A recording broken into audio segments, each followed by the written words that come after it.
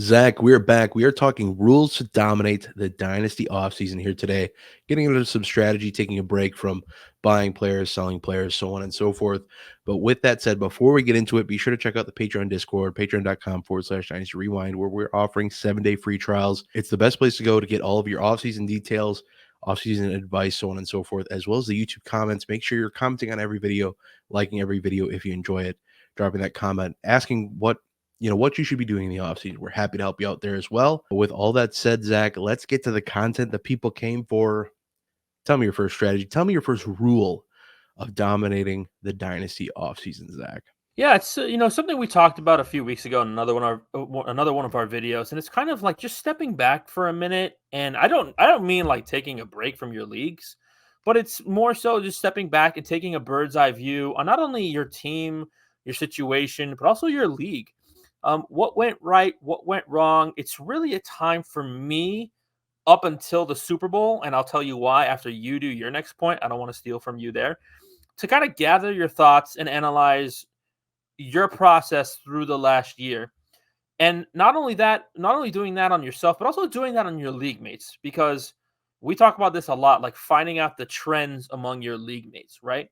And this is another point that I will talk about later. But see where others are at, so you can start having the dialogue coming up. Of mostly, I'm really looking at, hey, do I have a top 6 draft pick? Okay, well, let me start getting an idea of where other owners' heads are at, so I can start to formulate a plan.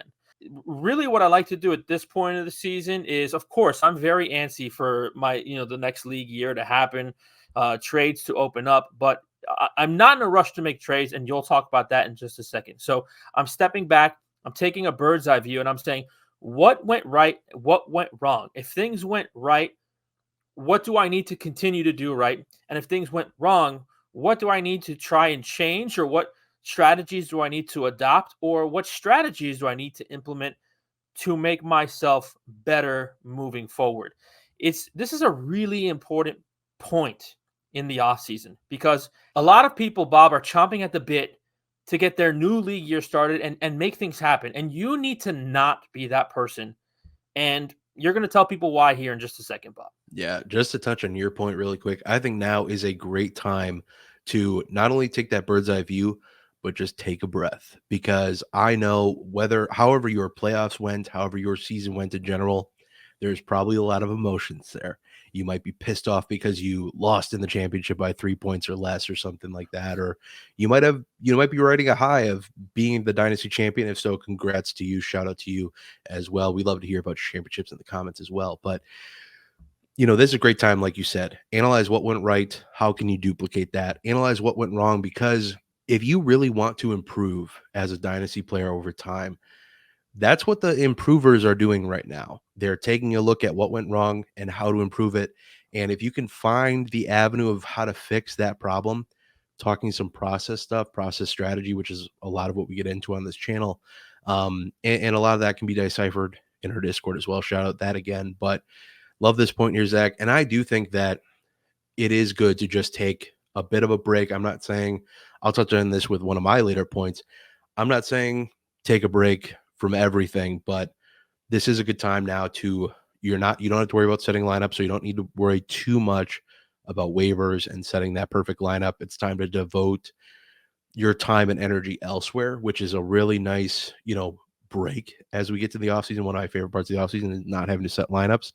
I don't want to play best ball, but setting lineups isn't exactly always fun for me. It's fun when it ends up rewarding and your players score a lot of points, but when they don't, or they score all the points on the bench, that's less exciting. But getting into a big reason why I think it is important to take that pause is to be careful when it comes to acquiring players in the offseason, because there's so much up in the air in this offseason as there is in every offseason. And quite frankly, it's hard, if not impossible, to predict what's going to happen with every single player situation. We might have this amazing free agent landing spot in mind for T. Higgins, or insert player A here.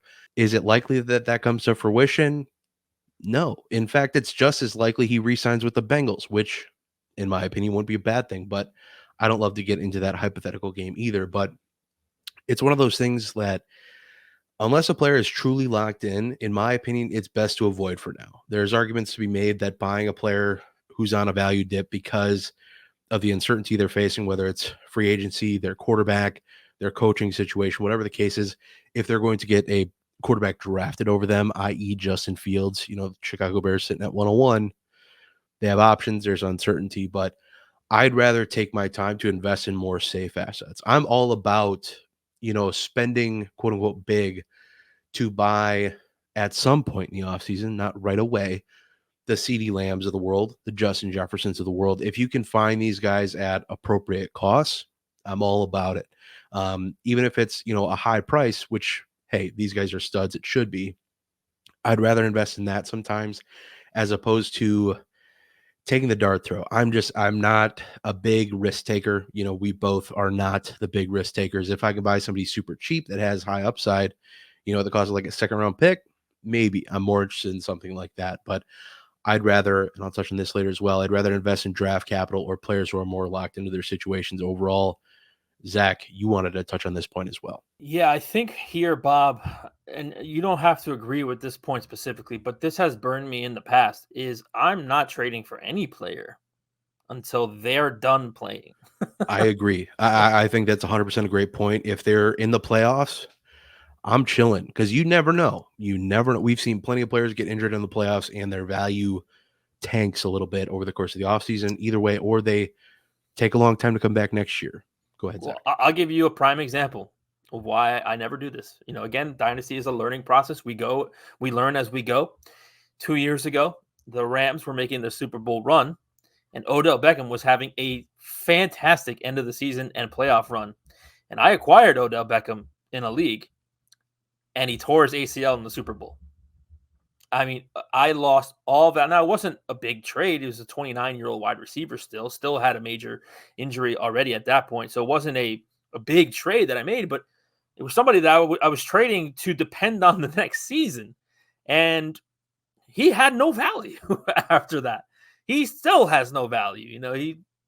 He's never been back to where he was prior to that injury. So it's a risk that you take trying to buy a player before their season is officially done, because that player's value could go to literal zero if they sustain a major injury, because they're unlikely. If they get injured in late January, February, and it's a knee injury or an Achilles, they are unlikely to play in the following season. Love that add-on point there. And I think it's a great example, a real-life example of why to avoid these things. And, that's not necessarily what we're talking about. We'll get into mistakes to avoid in the offseason at some other point. But, Zach, why don't you touch on your next point? You touched on this a little bit already, but dive a little deeper. And what do you got here? Yeah, Bob, I think it's really important to understand your league and your league mates' tendencies, the way that they go about building their dynasty teams and their processes. We talked about evaluating your own processes, but part of that is understanding everybody else's processes and how it works with yours. Are your league mates impatient to get the offseason started? That right there is a huge flag, not a red flag, because I'm very impatient to get my league started, at least to see where my draft picks have fallen. But if there are people clamoring for the league year to get started, those people are antsy to get moves done. And you might be able to, I'm not saying like pull one over them, but they might be in some kind of a rush to get a move done. Now, this is the same thing we talk about with rebuilding. You don't want to be the last one to rebuild, right? Well, you don't want to be the last one to the trade table. So while I'm still applying my principle of I'm not trading for players at this point, I hope maybe your player season is already done. Maybe they're not in the playoffs. Maybe they just got eliminated from the playoffs. As we're about to start week 18 this upcoming weekend. There's some players who are not, once week 18 is done, their season is done. So you can trade for those guys. Can you get a deal done with some of these league mates who are very antsy to get the season started, and vice versa too? If your league mates are not they're not starting the season until February or March, well, these are people that I find these to be less active leagues when it comes to engagement and trading and so on and so forth. So maybe it's harder to get trades done in that league. Like, you need to analyze how likely is it to get a trade done, because if not, then I have to go about improving my team through the draft, through waivers, so on and so forth. So find the tendencies of your league, use that to then make your process whatever it needs to be to make your team better. It's the psychological part of fantasy football that we talk about, because now you're not just looking at yourself, but you're analyzing how everybody else in this league operates and how you can use that to your benefit or how you need to maneuver around it. I think touching on just the point about if your league goes through spells of inactivity, like most do, most will have, some parts where people dip out a little bit, but especially in the off season, it's a long off season. There's a lot of news lulls, and it's easy to, trip over yourself if you keep trying to make moves and whatnot. But I think one of the big things to analyze is there's always hot times when these leagues are somewhat inactive. And it's just that much more important when everybody's in the chat, everybody's around. You get in some DMs, you get on it. One way to keep people around right now is start throwing out possible league changes for the future upcoming years, whatever it may be, whatever the case is. And if you're a commissioner, get your leagues paid out as soon as possible, just how it should be, and take those polls on what to possibly do next year. Keep that league that much more into it, throughout the playoffs, whatever you can do to try to keep your leagues invested that much longer, just keeps people that much more invested. And that's why I hate trade deadlines, but and I'd say open those as soon as you can too. I think that would help. But speaking of trade deadlines being open again, the shackles being taken off, the restrictor plates being removed in NASCAR. If anybody still watches that, shout out. If anybody still watches NASCAR, please drop a comment. I would love to know about that. But getting into my point here now, and procrastinating that much less, I'm going to talk about not selling players low just to get them off your roster. We all have those players right now that we want to get off our rosters. And most of these guys, I'm going to just admit, are aging vets, guys that we are, concerned that they're heading towards that cliff. Yes, I want to get these guys off my roster too, but we need to go about this wisely and keep as much real value on our roster as possible and not just give value away, because we know that most of these aging vets, quote unquote, age 28 and up, basically. And if you're running back, age 26 and up is pretty good blanket statement for those guys. The Travis Kelce's of the world, the aging quarterbacks of the world, Matthew Stafford, guys that we're just not sure are going to be around much longer. That's what happens in the offseason. If you're old, you're basically dead. They're already setting aside a spot for you in the mausoleum. Either which way, the best way to, if you're looking to sell these players right now and you can't get what you believe is fair value and straight up draft capital, which is hard to do because these guys are old. You don't want to, a lot of teams don't want to give up youth for a declining asset. So, for example, let's say, just an example, you can't get Mike Evans for a first round pick, or you can't move Mike Evans for a first round pick. A couple solutions you could try to solve this issue you're having: try chasing multiple seconds over multiple seasons. Maybe you can get 2 in 2024. Maybe you have to kick 1 to 2025. Or instead of a 24 first, try a 25 first, one that's just that much further out. Maybe you send a second round pick that's a little later in 2024 just to try to help buffer that value a little bit. And then just another avenue straight up you can try is using that player that you're trying to move, whatever the player is, so whether it's the Mike Evans, whether it's Travis Kelce, whoever it is, to just improve existing draft capital that you already have, because it's easier in the mentality of the person you're trying to trade with if they are getting some youth and long-lasting assets in return, as opposed to, I'm sinking this soon-to-be rookie into a veteran that may or may not have more than 2 seasons left, tops. And some of these guys will last a little longer. I'm more of the glass half empty, where I think these guys are going to fall off a cliff sooner rather than later. I'd much rather be a year early than a year late. And Zach, you kind of touched on this with teams being antsy. A thing you can do is try targeting those teams who just came up a little short, who just came up and, either had a last minute injury that they just couldn't make up for because there was no trade deadline, or there wasn't anything valuable on the waiver wire, or they just didn't have good depth.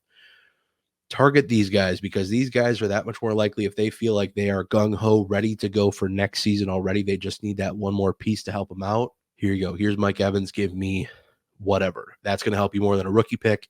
Here's a pick for the following year to kind of, mend that gap, I guess you could say. But, don't sell low just to sell players to get them off your roster, because, a big thing that we talk about is always keeping that value on your roster in one way or another. If you can't get the value quality in one single asset or fewer assets, try chasing the quantitative quality of assets, try to get more assets that equate that one big piece. And it just makes other teams that much more willing to bite the bullet on that. So just be smart about how you go about getting players off your roster, because right now it's tough to do. It is tough to get players off your roster. It's a picks market. So, and we'll talk about that a little bit more with our next point. Zach, feel free to touch on this, or feel free to dive into your next point. This is it's a tough few months coming up. If you're new to the Dynasty landscape, welcome. All right. In season, 14 to 17 weeks max, 52 weeks in a year. Do the math. What is that? 35 to 38 weeks of the offseason. That means the offseason is more than double what the season is. So it's tough, right? You get bored, you get in your head, you read too many things on Twitter, and you're like, I got to get Mike Evans off my roster. I got a lot of Mike Evans last year in March, April, May, and June, thanks to people like that. So definitely something to, if you're in the Discord, hey, is this a good deal? So on and so forth. So I like this point by you. I don't want to harp on it too much. But for me, Bob, unless you get a deal you simply cannot refuse, don't move your rookie draft picks, specifically your first round picks, prior to the draft. Okay. Every single day from today to May 1st, which is probably the end of the NFL draft, right? Every single day, you could have a stock literally that will increase in value by the day. For the next, how many days is that? 120 days, Bob? We got 29 days in February this year. For the next 120 days, you're guaranteed that your stock price is going to increase. It's not like you're going to sell this stock and it's going to be worth less. You're going to sell it in February. It's going to be worth less in April. It's not going to happen. So, for the most part, I don't move my first round picks unless the deal is just too good to be true prior to April, May. This is not an absolute, but this is more so of the line I like to use, Bob, is I think I can still make this trade in May. That's the line I like to use. Okay. If you really want to get this deal done, I'd like to go through my process. I still think if you're game in another 2, 3, 4 weeks, we can get this deal done in May. For right now, I want to see where I'm at, see where I stand when I'm on the clock, so on and so forth. That's the line. I'm just trying to tread some water there because I might like the deal, but I might not want to pull the trigger just yet. So I try not to move my first round picks prior to me being on the clock because the best deals that I have typically gotten with my first round picks happen on draft day. Yeah, I love this point. The excellent time to move draft picks if you're going to move them at all. And it's something you should definitely keep in your tool belt. Keep that in mind as we go through this process, as you go through that process. A great time to sell players or sell draft picks for players is after the NFL draft is passed and before your rookie draft. The reason after the NFL draft is because we have a much better idea of who's impacted by what existing veterans are impacted by the rookies that were drafted in the NFL draft, where teams they went to, etc. And then before your rookie draft, that pick has so much value up until the second you hit the draft button. And you touched on that, Zach. The second you are on the clock, that's your last chance to sell for maximum value. And, we talk about not selling players at right now as much at all because, or, being careful about selling players now. We haven't touched on that enough, I don't think, but be very careful about selling players right now because you can buy players at very good rates in the offseason, because especially before your rookie draft, because we've talked about it a lot, but the most valuable thing on your roster or the most valuable thing in the spectrum of dynasty is whatever's next. What's next right now is rookie drafts. What's next after rookie drafts have done and completed? The season. And that's where player value starts to tick up because people need to start setting lineups. So right now we're in the flip cycle of picks being more valuable. So, you got to be on top of that. You got to be ready to, adjust your mindset on how things are valued.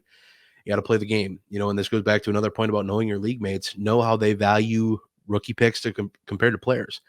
I know a lot of people and people out there that watch these videos, we love you all the same, that do not value draft capital. They're of the mindset that, I'd much rather have proven talent, so they sell all of their draft capital. I'm in leagues with these people, and a lot of I don't mean to say that so brashly, but in leagues with people of that mindset that, hey, I'd much rather have the proven talent, and I get that. I love that you have that in your tool belt and that you're not so I can only build through the draft, because I think having both in your toolkit is what's best. But pay mind to how your leagues value the draft picks versus the players. If they value players more, go take all the draft picks, because spoiler alert, picks become players. Players are then more valued by your league mates. They may not know the secret yet. I don't know. Bob, that's something that you said right there. That is one of my first things I'm doing when the league rolls over. Is I know who doesn't value draft capital, and I'm just knocking on the door. You have no idea where that draft pick could land, right? Unless you can like prognosticate how this team looks. There's a lot of variance in fantasy football. Let's just look at this last year with the injuries, the quarterback injuries, so on and so forth. It's hard to prognosticate where that pick is going to land. But just the fact that you may be able to get a draft pick in the future or a draft pick for even this upcoming draft before anybody else does, because once that trade happens where somebody else gets it, it's very unlikely that you're going to get it. So again, we talk about this a lot. It's a point I like to hammer home in the videos. If you're not first to something, when there's only 11 other owners in the league, you're probably last. That's why, moving on to this next point and why it's so important. I hope you've already done this a little bit, but if you haven't, it's never too late to start. Try getting in on it as soon as you possibly can, and take advantage of possible league mates who may be dropping the ball on this concept, or maybe they value the players that much more. Invest in draft capital as much as you can, because over the course of this offseason, this long offseason, you already touched on it. Draft picks are guaranteed to increase in value this offseason up until you select draft on the player you're drafting in your rookie draft. Cannot be overstated. Get the draft capital. It insulates, as opposed to player values all offseason are going to fluctuate. There's going to be puff pieces that we talked about Mike Evans enough, but there's going to be puff pieces. Oh, Mike Evans is trash this year. Oh, there's going to be this hype piece around Christian Watson again. He's finally got his core figured out, and he has hamstrings that aren't made of butter anymore. Whatever the case is, there's going to be puff pieces. There's going to be slander pieces. There's going to be concepts that, bring players up, bring players down. The one thing that will not change, even with speculation of how good this draft class is at the running back position, it doesn't matter. Draft picks are going to be valued because of the fear of missing out, the FOMO of missing on a draft picks, because there's some leagues where, I pushed to go all in. It worked out, but I don't have draft capital.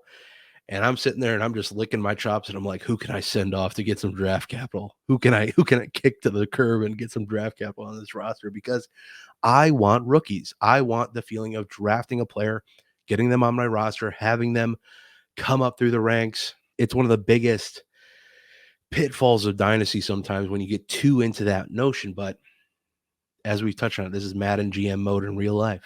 We get to pick the players, add them to our rosters, have them come up through the muck with us. If we're a rebuilding team, they get to win a championship with us if we're competitive, so on and so forth. This all starts with, in my opinion, investing in draft capital. I wish you would have been able to get on it sooner if you were able to get some during the season.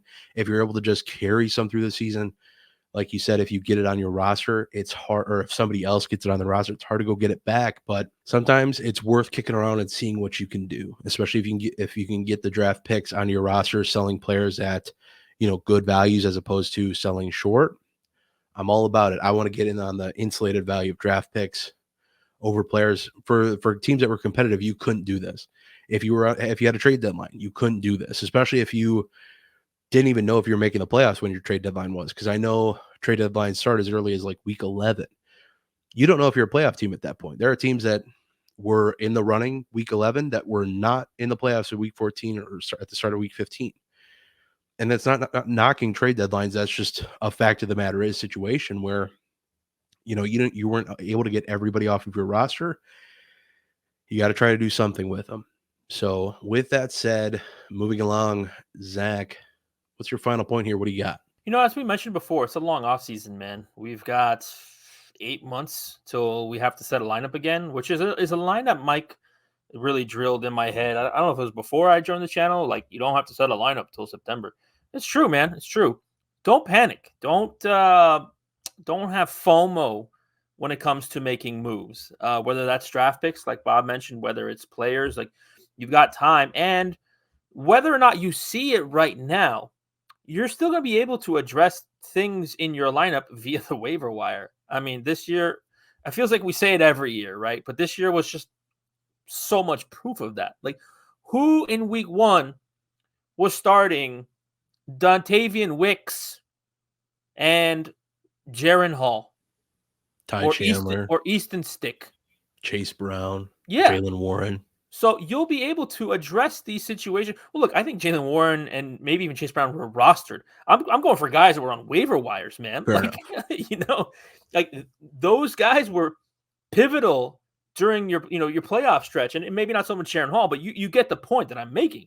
Is like you were able to just fill Joe Flacco. You were able to fill your lineup with a quarterback 1 off the bench for your playoff run. Don't panic to make a move here. I get it. Like we have this excitement. I'm somebody. I'm commissioner in 4, 5, 6 leagues. My league turns over as soon as it's available. That might be tomorrow, whenever this video drops. That might be the day after. My league, the moment it's available, turns over. But that doesn't mean that I'm panicking to make a move. There's a lot of time to get trades done, including training camp, when a lot of news changes. Jaleel McLaughlin, undrafted rookie. Oh, wow. And even the beginning of the season, like the team that you have week 1 is not the team that you will have week 10, and even going into the playoffs in week 15. So don't panic. It is a long process. It is very tough to get through because you things just it's like being in a cave by yourself sometimes. Like you have nothing but your own thoughts for the next 8 months here, Bob. And so that's where it really helps to have somebody to bounce ideas off of. Bob, like you can attest to this. I've really started to bounce a lot of things off of you, man. Like the last 2 months, To my own chagrin. And you're probably like, damn, well, like why? Because Can I block this guy yet? But they've worked though. Like you helped me trade for Kyron Williams. You helped me start Joe Flacco in my championship game. Like, it helps to have somebody to talk to through these things, whether that's a community, whether that's a person. And by the way, I still use the Discord. There are just certain things I pick different people to go to depending on, hey, is Bob's notifications off? All right, cool. So on and so forth. So just don't panic. Don't panic to make a move. There's plenty of time to fill a lineup, including all the way up to week 1 and even after. Yeah, I think this goes back to a point we've touched on a lot with roster reviews in general, things we've learned, so on and whatever. It's not about the sexy paper roster you walk into the season with because, even if you're trying to make moves right now, all you're really doing is trying to pad that sexy paper roster. And there's just not teams standing at the end of it all that are left with the perfect roster they walked into week 1 because injuries happen. Players don't pan out like you wanted them to. The quarterback gets injured of the wide receiver you're starting, whatever the case is. There's just too much to work off of to really get that sexy paper roster to develop throughout the season. It's about all the other consequential moves that you make along the way, the waiver wire ads, the Joe Flacco pickups, and willingness to start Joe Flacco, which just did a crazy situation. And I think one of the biggest cruxes in Dynasty and something that, previewing a video that will be coming out at some point is taking away something I've learned is that I think too often we get caught up in the long-term lineup of Garrett Wilson's my wide receiver 2 long-term. I'm starting him this week. You need to separate yourself from that long-term identity and play redraft because I could promise you Garrett Wilson was probably not very high in weekly rankings anywhere across the board. And you could say that about a lot of the Dynasty darlings, the people who are sophomores, 30-year players who are loved by the Dynasty community that just, hey, you can have these guys ranked as wide receiver 2 in Dynasty, but guess what? They are not that right now. You need to separate yourself from that. And I think that's something I failed to get away from a little bit in some leagues, not all leagues, but and I kicked redraft leagues to the curb this year. And that could be a reason why I found myself making that mistake sometimes is because I wasn't as plugged into redraft circles as I typically am because I wasn't in any redraft leagues. But so I think in dynasty lineups, it's just one of those things. Don't panic to make the move because God knows, you're going to have we say you don't have to set a lineup till week 1, but in reality, like, when are you ever done setting a lineup? At what point, when lineups are full and when you're able to get the healthy players on your roster for once, finally, maybe. But at the end of the day, love this point, and the offseason is so damn long. Take a breath, like we discussed earlier. And getting to my last point, what I called here the ultimate point, and we've touched on a little bit already, stay plugged in. This is a great time to chill out a bit, take a bit of a break, take that step back, think about how the league year went, think about how you're standing in your leagues. I think this is a great time. I don't want to shame anybody leaving leagues or anything like that, but some people out there I know are in way too many freaking leagues and need to take a step back because you're just not able to manage as many leagues. And Zach, you're chuckling because you're in 30 plus leagues and maybe you need to take a step back. I don't know. Nope, I'm chuckling because I know other people who need to get out of some of Zach's my over leagues. Zach's over there. I need to get in more leagues. But either which way, it's just something to think about, for your own, if you're not enjoying it, if you're not able to devote as much time to a league as you need. It's just one of those things. Take a thought, take a breath, all of the things. And I'm not saying, though, I'm saying it's good to take a break, take a step back, but stay plugged into the inner workings of the leagues you choose to stay in. Who's making cuts, who's making roster moves, what players are coming off waiver wires. I think if there's ever a good time to shut down a league, it's after the season ends and you're unsure if everybody's coming back next year. So no silly moves are made. So there's a bit of a break of, all right, the league year is done. We're chilling for a bit. Let's figure out who's staying, who's going. That's the only time that it really makes sense for me to shut things down, just to protect the sanctity of the league going into the next year. But either which way, if you can still make moves, what's going on in week 18? Who's making starts on teams resting their starters? Who's playing on the Baltimore Ravens this week? Who's getting extra run? Who might be more of a factor next year due to somebody being a free agent or a trade piece in front of them? Just one example. Not saying Ravens are currently expecting to sit their starters, but just a concept. Week 18, not every team is going to be super competitive. One of those things to think about going forward. Stay plugged in. And one of the best ways to do this, Zach, we've talked about it before, and I got to tout our Discord community again. It was so great seeing everybody chime in, talking about their wins, talking about, even if they didn't win the league, how much better they had fared in the past.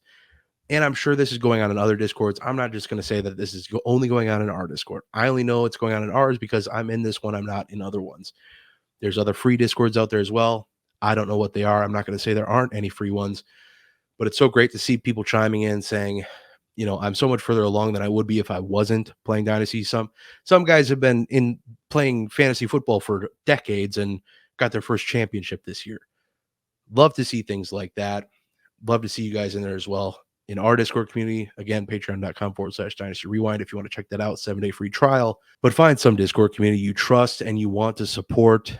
It's a great way to get involved with the community that much more and get one-on-one advice and not even just one-on-one advice, I should say, advice from an entire community, not just us, not just me, not just Zach, not just Mike, not just Nate, everybody that we got behind us. We're 150 plus strong at this point, closing in on 200 actually strong at this point. So we'd love to have you in there as well and contribute to the next generation of Dynasty stars, I guess you could say. But Zach, anything else to add here? Staying plugged in, keeping in tune with the news that's breaking. We have news breaking tab, the NFL draft stuff. We have NFL draft content and tabs available. Zach, anything else to add here? Yeah. The funny thing about being in like the Discord community with us too is like we play in leagues with you guys. We have like I picked up an orphan this week with one of our Discord members, so it's just a fun way to get in. And I have got a lot of feedback from some of the roster reviews. We did a roster review for Clay a few months ago. Clay won first place. He won his league championship. So it's great to get in there and get that community feedback. And like Bob said, it doesn't have to be us. It could be, I have one league chat that has a whole chat on Facebook. So, just friends outside. Like I said, I'm somebody that sometimes I need that third party, that neutral party to give me an unbiased thought. Somebody I can trust to say, even if you're in my league, like, my friend Donnie, he's in a league with me, and I'll still ask him for advice in that league because I know he will give it to me uncensored, unfiltered, raw, what I need to hear sometimes. So it's like, we talked a couple of videos ago, don't be emotional. Sometimes it's hard for me to not be emotional. So I need a third party feedback. So love this point. It's you're going to be able to navigate fantasy football easier when you have a community to do that with. And I'm not saying that has to be ours. Ours is awesome. We have so many different discussions. There are so many avenues in our Discord. Like, just there are places where I'm not good, where some of our patrons are good. Like analytics and breaking news and 2024 and 2025 stuff and C2C stuff. I got up to my first C2C league this year, all with our patrons. Crazy, man. Crazy, yeah. Zach. I'm still lost in there, but our boy Hoff is trying to help me out. He sent me a whole podcast on what to do in there. So I absolutely love and adore our community, and I would not be the Dynasty player I am without it either. So it's why I recommend other people finding one that works for them as well. And you can do that with a 7-day free trial in ours. Right now, there'll be a link in the pinned comment below, as well in the YouTube description box.